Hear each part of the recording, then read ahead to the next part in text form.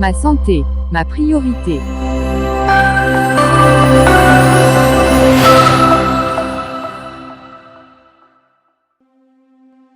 Grande salutation à tous et bienvenue. Encore une fois, nous sommes heureux de vous retrouver pour cette nouvelle vidéo dans laquelle nous allons continuer avec le sujet de la vidéo précédente.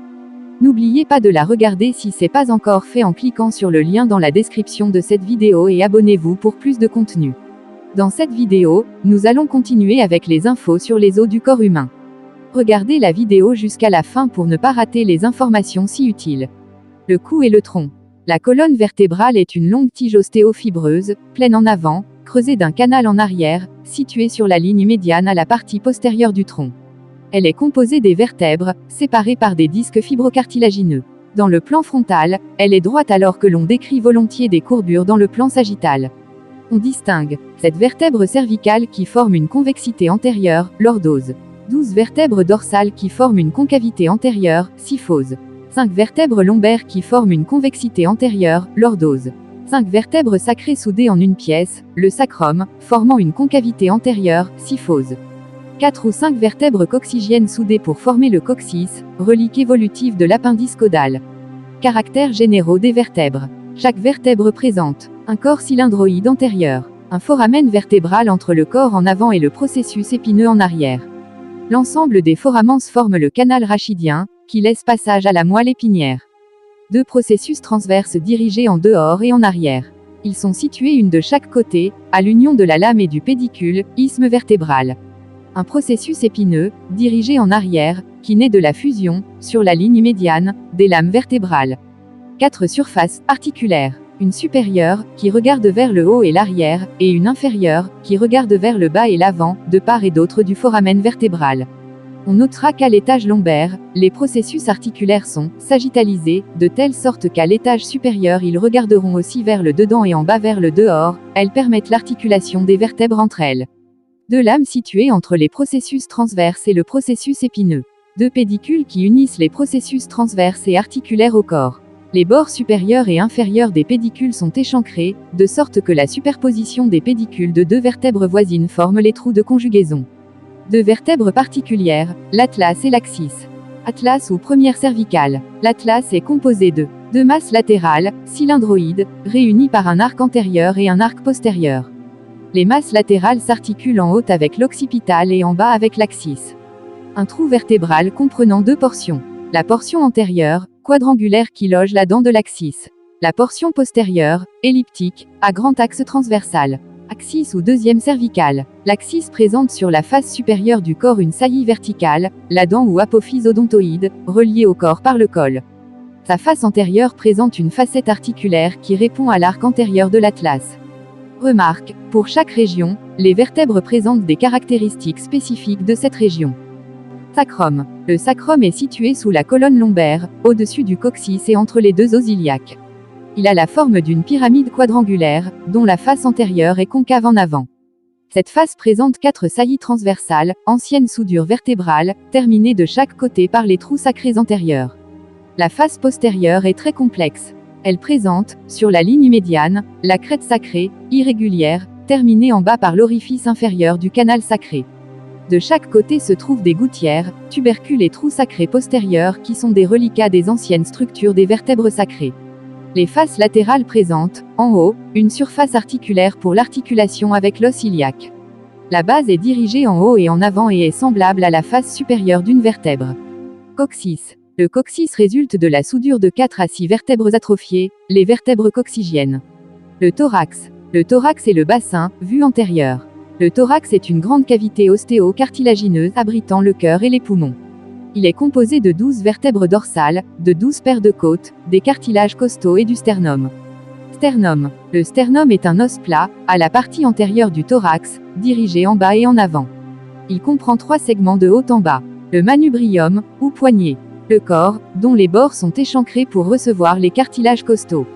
Le processus xiphoïde. Le manubrium et le corps forment un angle saillant en avant, l'angle de Louis, qui repère la deuxième articulation sternocostale. Côte et cartilages costaux. Les côtes se répartissent en 12 paires numérotées de haut en bas. Cette vraie, articulées chacune au sternum par l'intermédiaire d'un cartilage différent. 3 fosses, les 8e, 9e et 10e côtes, qui s'articulent au sternum par un cartilage commun. 2 paires de côtes flottantes, dont le cartilage présente une extrémité antérieure libre. À partir des corps vertébraux, les côtes se dirigent en bas et en dehors. Elles se coudent ensuite, angle postérieur, pour se diriger en bas et en avant. Enfin, l'angle antérieur porte leur direction en bas et en dedans. Chaque côte présente un corps et 2 extrémités. Le corps présente des faces externes et internes. Il est parcouru à son bord inférieur par la gouttière costale. L'extrémité postérieure s'articule avec les 2 vertèbres correspondantes au niveau de leur disque intervertébral. L'extrémité antérieure se continue par le cartilage costal. Première côte. Son corps présente des faces supérieures et inférieures. La face supérieure est parcourue à sa partie moyenne par 2 gouttières transversales, séparées par le tubercule de Liffrand, où s'insère le muscle scalène antérieur. Squelette du membre supérieur. Le membre supérieur comprend 4 segments qui sont, de haut en bas, l'épaule, le bras, l'avant-bras, la main. Épaule. L'épaule, encore appelée ceinture scapulaire, est formée par la scapula, nom scientifique de l'omoplate, l'humérus qui s'articule avec la cavité glénoïdale de la scapula, la clavicule qui est reliée en avant au sternum et à l'acromion de la scapula en arrière. Clavicule. La clavicule est un os allongé, pair, situé entre le manubrium sternal, en dedans, et la scapula, en dehors, dirigé obliquement en arrière et en dehors. Il forme un S allongé dont la courbure interne est concave en arrière et la courbure externe, concave en avant. La clavicule présente un corps et 2 extrémités.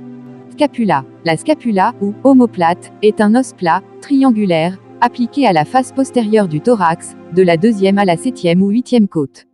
La face postérieure montre à l'union de son quart supérieur et de ses 3 quarts inférieurs, une forte lame, l'épine de la scapula. Se détachant presque à angle droit, l'épine se porte en haut, en arrière et en dehors pour se prolonger en dehors par une forte apophyse, l'acromion qui porte une surface articulaire sur laquelle repose l'extrémité externe de la clavicule. L'angle supéro-externe de l'omoplate présente la cavité glénoïdale de la scapula, destinée à s'articuler avec la tête humérale. Bras, humérus. L'humérus est un os long situé entre la scapula, omoplate, en haut, le radius et l'ulna, cubitus, en bas. Il présente un corps et 2 extrémités. L'extrémité supérieure est formée de 3 saillies. La tête humérale, qui a la forme d'un tiers de sphère et s'articule avec la cavité glénoïde de la scapula. Elle est dirigée en haut, en dedans et en arrière et supportée par une portion plus ou moins rétrécie, le col anatomique. En dehors du col anatomique se trouvent 2 saillies. L'une, petite et antérieure, est le trochin, l'autre, plus grosse et externe, est le trochiter. Entre le trochiter et le trochin se trouve la coulisse bicipitale. L'extrémité inférieure est large transversalement. Elle présente une surface articulaire et 2 masses latérales. La surface articulaire est divisée en 2 portions. L'externe, hémisphérique, est le condyle, qui s'articule avec le radius. L'interne, la trochlée, est en forme de poulie. Elle présente un versant externe, séparé du versant interne plus profond, par une gorge. La trochlée s'articule avec le cubitus. Au-dessus et en dehors du condyle se trouve l'épicondyle. Au-dessus et en dedans de la trochlée, se trouve l'épitrochlée. À la face antérieure, au-dessus de la surface articulaire, se trouve la fossette coronoïdienne. À la face postérieure, au-dessus de la trochlée, se trouve la profonde fossette olécrânienne.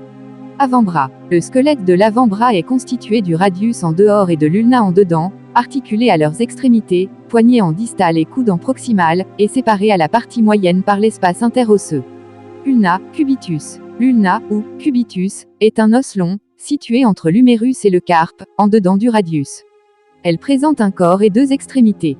Le corps s'amincit vers le bas. L'extrémité supérieure, en vue latérale, montre une large échancrure ouverte en avant, la grande cavité sigmoïde. Celle-ci s'articule avec la trochlée humérale. Elle est délimitée par 2 apophyses, l'une verticale, l'olécrâne et l'autre horizontale, l'apophyse coronoïde. L'extrémité inférieure montre en bas en dedans un prolongement vertical, l'apophyse styloïde. L'olécrâne constitue la majeure partie de l'articulation du coude. Radius. Le radius est un os long situé entre l'humérus et le carpe, en dehors du cubitus. Il présente un corps et 2 extrémités. Le corps est plus volumineux en bas qu'en haut. L'extrémité supérieure comprend la tête, le col et la tubérosité bicipitale. La tête, grossièrement cylindrique, forme en haut une cupule, qui s'articule avec le condyle huméral. Le col forme avec le corps un angle obtus ouvert en dehors. La tubérosité bicipitale se trouve au sommet de l'angle. L'extrémité inférieure est une pyramide quadrangulaire, montrant un prolongement, l'apophyse styloïde radiale. Il se termine à la base du pouce et sert de base à la majeure partie de l'articulation avec la main. Main. La main est constituée de 27 os, répartis en 3 groupes, le carpe, le métacarpe, les phalanges. Carpe. Le carpe est composé de 8 osselets irrégulièrement cubiques, disposés en 2 rangées transversales. La rangée supérieure présente de dehors en dedans, le scaphoïde qui possède à sa face antérieure un tubercule, le lunatum, le trichétrum et le pisiforme, disposés au devant du pyramidal. La rangée inférieure est composée, de dehors en dedans, par le trapèze, doté lui aussi d'un tubercule à sa face antérieure, le trapézoïde, le capitatum et l'amatum, doté d'un crochet antérieur, l'apophyse onciforme. Le carpe, dans son ensemble, forme une profonde gouttière ouverte en avant et limitée en dehors par le scaphoïde et le trapèze, en dedans par le pisiforme et l'apophyse onciforme de l'os crochu. Métacarpe. Le métacarpe forme le squelette de la paume de la main. Il comprend 5 petits os longs numérotés de dehors en dedans, les métacarpiens. Phalanges. Les phalanges forment le squelette des doigts. Chaque doigt possède 3 phalanges, sauf le pouce qui n'en a que 2. Ce sont, de proximale à distale, les phalanges, les phalangines et les phalangettes. On s'arrête là pour cette vidéo, dans la prochaine, nous aurons à parler des os du squelette du membre inférieur. Restez connectés à cette chaîne pour les prochaines publications. Merci.